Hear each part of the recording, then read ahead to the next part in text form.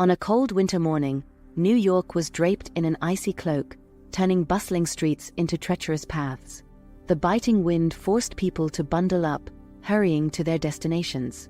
The city's central hospital, a monument of brick and glass, buzzed with activity even at daybreak. Amongst illuminated corridors and crowded waiting rooms, Dr. James Mitchell was already immersed in his exhausting routine. Known for his tireless dedication, James was a beacon of hope for many patients, yet carried the weight of tough decisions with every shift. As he made his rounds, an urgent call blared through the speakers, momentarily interrupting the hospital's constant hum. Pedestrian hit on 5th Avenue, patient en route. James's heart raced upon hearing the news. He knew every second counted in such cases. He hurried to the emergency room, mentally preparing for what lay ahead. The ambulance arrived with a jolt, its rear doors swinging open as paramedics rushed out, carrying a stretcher. On it lay a visibly injured homeless man, struggling to breathe. His belongings were scant and scattered, with no identification to be found. His face, pale and streaked with a mix of blood and dirt, was a sight that tugged at everyone's heartstrings. The bystanders who had aided him on the street looked visibly shaken. A woman, tears in her eyes, approached James. He was just trying to cross the street. Please, doctor, save him. James, with his usual calmness, reassured her. We'll do everything we can. He's in good hands now. Inside the emergency room, chaos reigned. Nurses and doctors moved swiftly, preparing the patient for initial exams. James watched intently, taking in every detail. The man's critical condition demanded immediate action. He noted exposed fractures and suspected severe internal injuries. He needs a CT scan now, James instructed, turning to the trauma team leader. Time seemed to accelerate, each decision needing to be precise. We have no ID. We don't know who he is, a nurse said, her voice trembling slightly. That doesn't matter right now, James replied firmly. Our job is to save him. Let's focus on that. The patient was rushed to the CT room. James kept close watch, studying monitors and assessing the situation with a trained eye. Prepare the ore, he said, not taking his eyes off the screens. We have multiple fractures and possible internal bleeding. We need to move fast. As they prepared for surgery, James reflected on the situation. The hospital was laden with bureaucracy and rules, often putting patients' lives second. He knew he would need to justify every step he was about to take, but his commitment to human life always outweighed any protocol. The team was ready, and the unknown man was transferred to the operating room. James donned gloves and mask, feeling the weight of responsibility grow heavier. He knew the journey ahead would be long and challenging, but he was determined to save that life, whatever the outcome. We're ready, doctor, a nurse said, her eyes reflecting both fear and hope. James nodded, took a deep breath, and began. Let's begin. Inside the hospital, tension mounted with each passing second. As the medical team prepared for surgery, hospital administrator Susan hurried into the preparation room. She appeared visibly concerned, her face reflecting the gravity of the situation. Susan spoke firmly, addressing Dr. Mitchell. We need to await authorization before any invasive procedures. We don't have sufficient information on this patient. James, eyes fixed on the monitor, replied, Susan, he's in critical condition. We can't wait. Every second counts. Arms crossed, Susan countered, you know the protocols. We need more information before proceeding. James, frustration evident in his tone, retorted, protocols won't save him. My priority is his life, not bureaucracy. James's internal conflict was palpable. He understood the importance of following rules, but at that moment, the patient's life was at stake. He recalled his motivation for becoming a doctor: to save lives, no matter the cost. With a decisive resolve, James turned to his team and declared, let's proceed. Prepare everything for surgery. We can't wait. Confident in James's leadership, the team began to move swiftly. The preparation for surgery was intense, with every detail carefully observed. James donned his surgical gloves, feeling the weight of responsibility in his hands. The room was charged with a mix of fear and hope, and the steady beeps of the cardiac monitors set the urgent rhythm. As he prepared, James's mind raced. He knew he was risking his career, but his conscience wouldn't allow him to do anything else. I'm a doctor. I can't let him die, he murmured to himself. Inside the operating room, tension hung thick in the air. The team was focused, and with steady hands, James began the procedure. Every cut, every move, was crucial. The patient teetered on the brink of death, and any mistake could be fatal. The bright lights of the surgical suite reflected off the sweat on James's brow as he concentrated intensely on the task at hand. The surgery was complex, challenges arising at every turn. James dealt with exposed fractures, internal bleeding, and the constant threat of losing the patient on the table.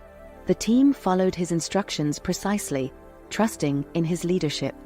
"We're losing blood pressure," alerted one of the nurses, her voice tinged with tension. James, calm yet urgent, responded, "You increase the fluids. We need to stabilize him now." The atmosphere was charged. Sweat dripped beneath James's mask, but his mind remained wholly focused on the task. Every move was meticulously calculated. The constant beep of the heart monitor was a relentless reminder of the fragile line between life and death. Finally, after hours of strenuous effort, the situation began to stabilize. The patient was out of immediate danger, but the road to recovery would be long. James removed his gloves and looked at the team, exhausted yet relieved. Well done, everyone. He's stable." The surgery was a success, but the battle was far from over. As the patient was taken to the recovery room, a collective sigh of relief escaped the medical team. The air felt lighter, yet exhaustion was written on everyone's faces. Nurse Jane, with a tired smile, said, "Well done, doctor. I don't know how you managed." James, still breathing heavily, replied, "It was a team effort. Everyone did their part." He removed his surgical gloves with a firm gesture, but the weight of responsibility still hung heavy on his shoulders. The adrenaline was starting to wear off, giving way to exhaustion. Dr. Stevens, a fellow surgeon, approached and placed a hand on James's shoulder. "You really took a risk there, James. I'm not sure I would have had the same courage." James gave a slight smile, but inside, his thoughts were turbulent. Did I do the right thing? What if something had gone wrong? He looked at the patient, now stable but unconscious. That man's life had hung by a thread, and he knew he had made the only choice possible. As the team cleaned up the operating room, James walked to the sink to wash his hands, the sound of running water helping to calm his mind. He found himself reflecting on what had brought him here. Countless sleepless nights during residency, moments where someone's life had depended on his hands. The scent of disinfectant was strong but familiar, bringing a strange comfort amidst the chaos. Suddenly, Susan's voice, the hospital administrator, snapped him back to reality. "Dr. Mitchell, I need to speak with you in my office." James nodded, feeling a knot form in his stomach. He knew this conversation was inevitable. With one last look at the patient, he followed Susan down the silent corridors. The sound of their footsteps echoed through the quiet hallway, contrasting with the turmoil he felt inside. Entering Susan's office, the atmosphere was tense. Susan, visibly concerned, began to speak. James, what you did was risky. We know rules exist for a reason." "I understand, Susan," James replied, his voice firm. "But there was no time to follow protocol. He would have died." Susan sighed, arms crossed. "I understand your position, but we need to prepare a defense for the disciplinary hearing. This could be big."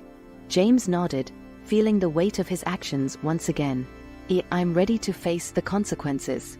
I did what was necessary." The next day, the hospital administration decided to suspend Dr. Mitchell from his duties until the disciplinary board could judge the case. James received the formal notification of suspension at home, trying to process everything that had happened. The phone wouldn't stop ringing, colleagues calling to express their support or concern. With each ring, the sense of isolation grew. He discussed the case with some colleagues and mentors. Dr. Stevens, with a serious expression, said, James, you need to be prepared for the worst. They could suspend your license. I know, James replied, trying to keep his voice steady. But I couldn't let that man die. I did what I thought was right. We need to build a solid defense, Susan added, who was also present. Let's focus on the fact that you saved a life. The emotional preparation for the trial was draining. James tried to focus on work, but the impending hearing was always on his mind.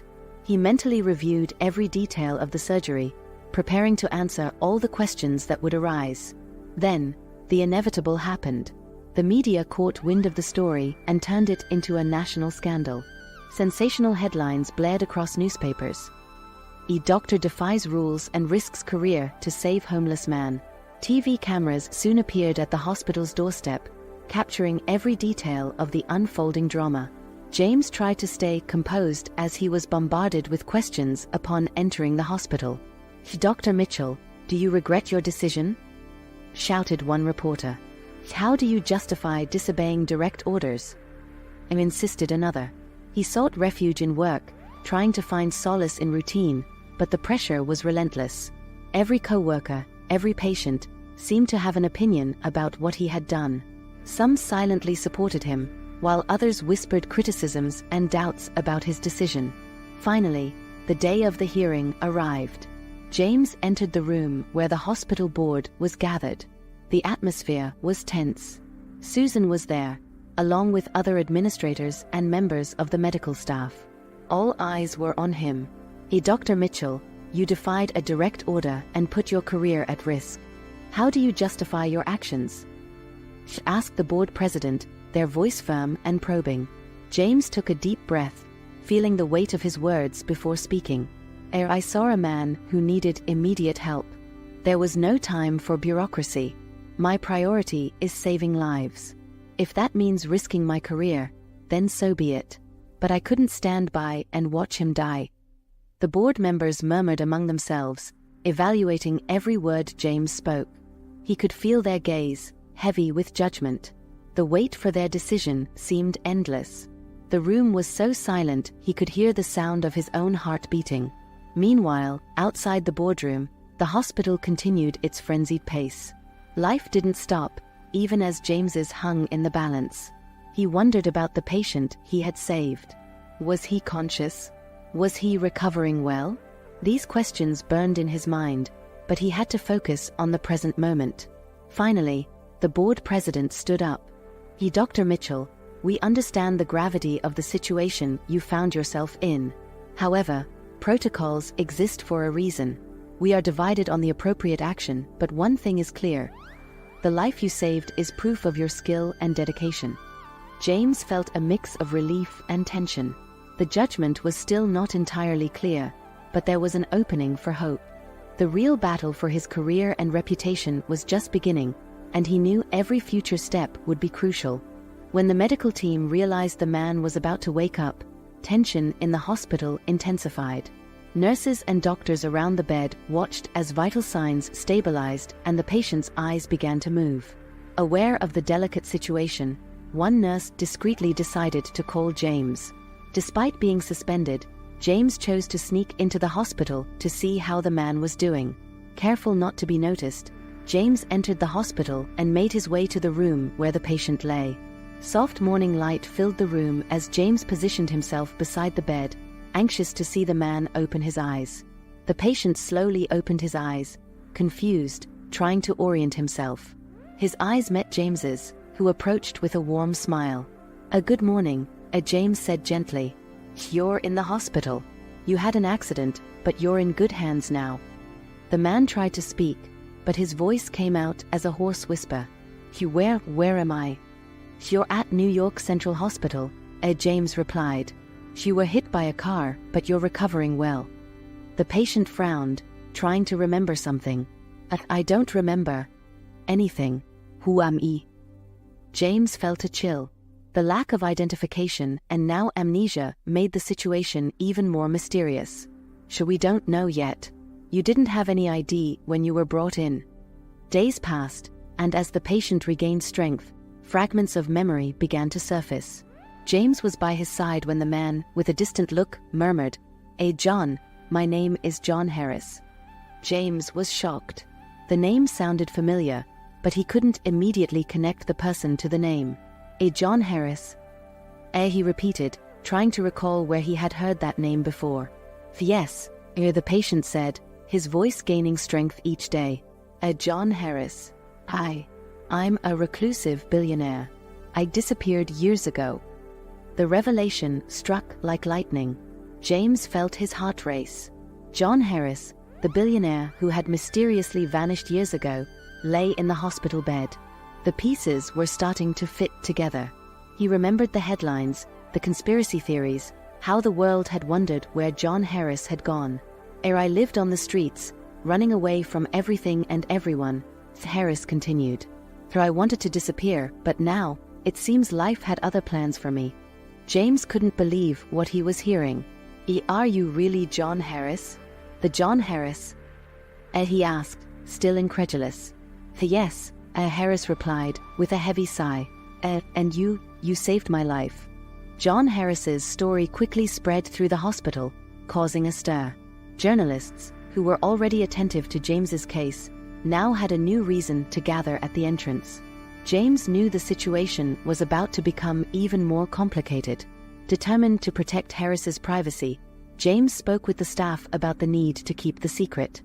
We need to ensure he has a safe environment to recover, he said firmly. I don't want the media turning this into a circus. Meanwhile, Harris and James spent more time together, sharing stories and forming an unexpected friendship. Harris told James about his life before he disappeared, about the pressures and isolation that led him to leave everything behind. I thought I was doing the right thing, Harris said, looking at the ceiling of the room. But now I see how much it cost me. Thank you for giving me a second chance. James smiled, feeling a deep respect for the man who had lived so much and suffered more than he could imagine. You deserve this second chance, John. Everyone does. The situation was changing rapidly, and James knew they would need to proceed with caution. Harris's identity revelation was a new chapter, full of uncertainties, but also of hope. Together, they were ready to face whatever came next, one step at a time. One day, as they talked, Harris asked, James, how do you deal with all this pressure? All this judgment? James thought for a moment before responding. I think the only thing that keeps me going are moments like this, when I know I've made a difference. When I've saved a life. That makes it all worth it. Harris nodded, understanding deeply. You've done more than save my life. You've given me a new perspective. Maybe I can do something significant with this second chance. James looked at Harris, sensing the sincerity in his words. I'm sure you will, John. I'm sure you will. In the hospital, the buzz was constant. John Harris, now fully conscious and determined, was about to do something no one expected. He had decided to hold a press conference to reveal his true identity and tell his story. The hospital administration, concerned about the repercussions, tried to dissuade him. In the boardroom, Harris sat facing the board. The tension was palpable. Susan, the hospital administrator, was visibly nervous. Trying to stay calm, Susan said, Mr. Harris, we understand your position, but we believe a press conference now may not be the best idea. The hospital's image is already under scrutiny, and such exposure could further complicate things. Harris, with a firm expression, replied, Before, as a simple homeless man, I was a burden to you. You wanted me out of here as soon as possible. Now that you know about my fortune, you want to treat me like a treasure? Nothing is more important than a life, and that's what I'll say at the press conference. The hospital president, attempting a conciliatory tone, intervened, Mr. Harris, we value your opinion and are committed to transparency, but we need to consider the consequences for everyone involved. Please reconsider. Unyielding, Harris stood up and said, My decision is made. The press conference will happen, and I will tell the world what truly matters here. The press room was packed. Journalists from around the world eagerly awaited. Harris entered, accompanied by a medical team and James, who stood by his side as a show of support. Camera flashes were incessant, and the atmosphere was charged with anticipation.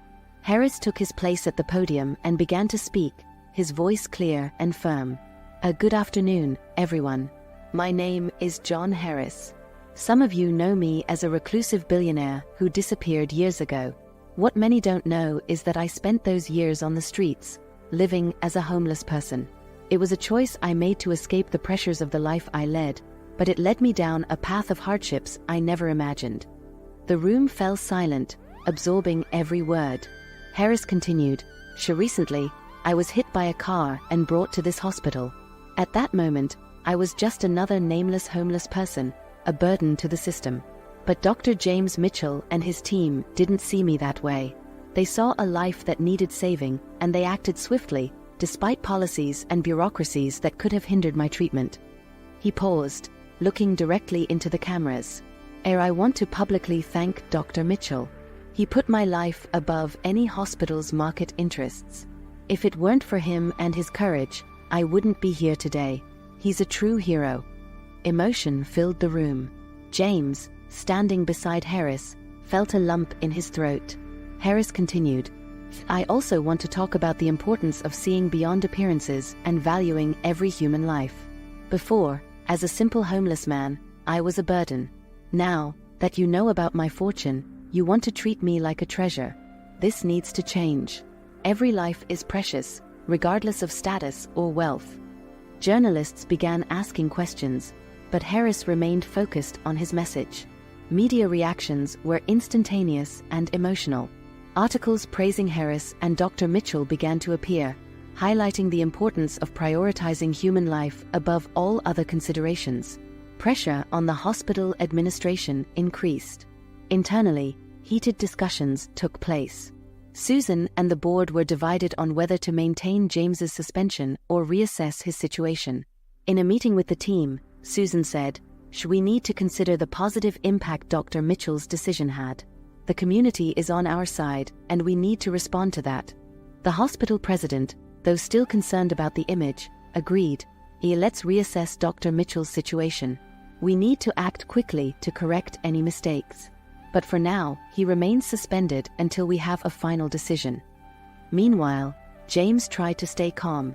He knew Harris's support and public pressure could make a difference, but the future was still uncertain.